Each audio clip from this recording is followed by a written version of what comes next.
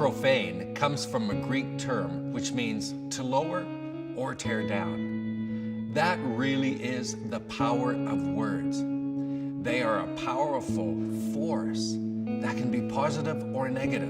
Words can tear down. They can tear down confidence. They can tear down self-dignity. They can tear down hope. They can even tear down courage. And when that happens, we watch behavior change. And really, behavior goes downhill. I can think of a young man that I was teaching who was in grade 7. And this young man in the school really did have a lot of problems. He did not pay attention in class. He was continually disruptive, and he was hard to work with. So at one point in the course, as we're teaching it, we lead young people to go through this process where they look at words that they hear, positively or negatively. And first, it's the negative ones. Negative words from adults, negative words from peers, negative words we say to ourselves. Well, as I was walking around the room, I observed that young boy's manual, and under negative words from adults, it was, "You're effing stupid, you're an effing idiot," and there was 7 or 8 things listed. So I knelt beside him and I said, "You don't really hear this much, do you?" And he just looks at me nonchalantly and says, "Yeah, I hear this from my dad before I leave the house every morning." And in a moment we knew why that young boy struggled the way he did.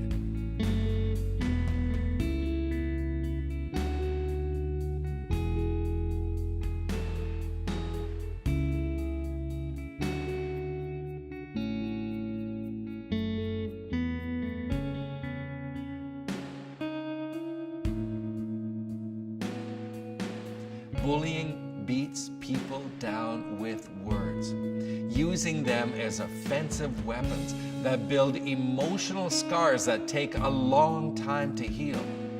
Emotional scars that can last longer than almost any physical scar.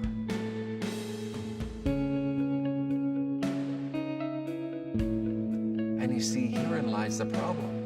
Because the words we hear from other adults and the words we hear from other peers often become the words we use to describe ourselves. I'm fat. I'm stupid. I'm no good. I'm hopeless. I'll never make it. The power of words.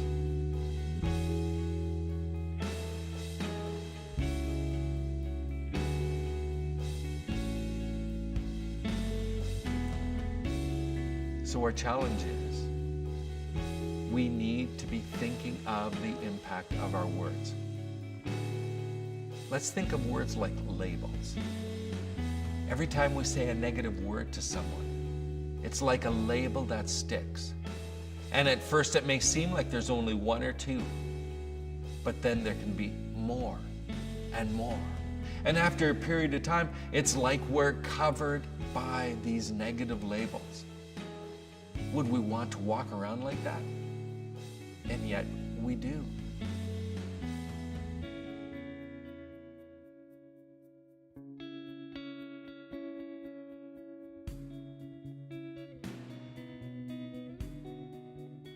In fact, those words can begin to grow like walls around us so we can no longer see the gifts and abilities.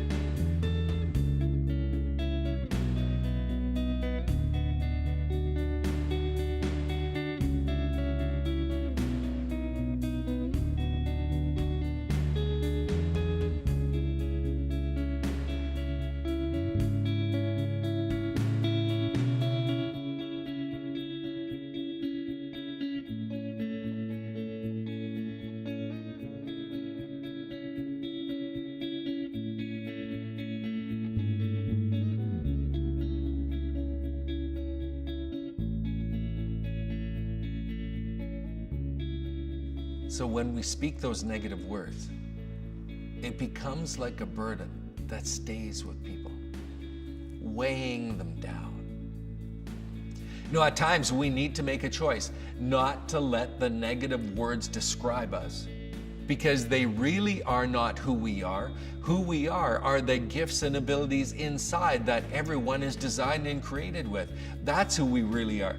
So as we think of words and we think of how we speak to others, we need to realize the power of them and then be intentional. It takes at least 7 positive words to begin to negate one negative word. But that's what people builders do. People builders build.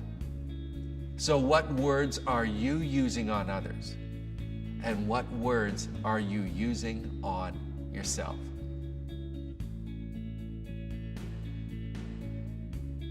You may be that one person who speaks into the life of a youth and be the only one that builds their gifts and abilities. You may not know what goes on at home. You may not know why they're speaking negatively or why they're acting the way they do. But what if you, instead of pointing those things out, speak to their gifts and abilities? I believe in you. You're kind. You're smart. You're a great artist. You're encouraging. You're creative. You're intelligent. You're a leader.